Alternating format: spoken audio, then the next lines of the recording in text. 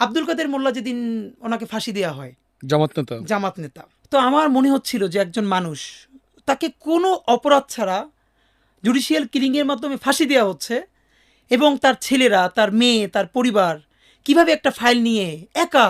তো পরের দিন ওনাকে যখন ফাঁসি দেওয়া হলো, এবং পরে জানলাম ওনার ঢাকার বাসায়ও হামলা করা হলো, এবং ওনার বাচ্চাদেরকেও সেটা দেখতে দেওয়া হলো না। আমি জানি না ভাইয়া কী হয়েছে আমি আমার বাসায় গড়াগড়ি করে চিৎকার করে কাঁদতেছিলাম। আমি কোনোদিন আব্দুল কাদের মোল্লাকে দেখি নাই, জামাতের কোনো বড় নেতা তো দূরের কথা, শিবিরের কোনো বড় মানুষের সাথে আমার কোনোদিন আলাপ হয় নাই, শুধু আমার ডিপার্টমেন্টে যারা করতো তাদের সাথে। আমি চিৎকার করে গড়াগড়ি করে কাঁদতেছিলাম। আমার মনে হইতেছিল যে আমার অতি পরিচিত একজন মানুষ, যে মাজলুম, তারে আমাদের সামনে বসে, এইখানে আমার বাসার পাশে কোর্ট, আমার বাসা রামপুরা, এই এখান থেকে এত কাছে, তারে ফাঁসি দেওয়া হইলো কোটি কোটি মানুষের সামনে, আমরা দেখতেছি, কিন্তু কেউ কিছু বলতে পারতেছে না।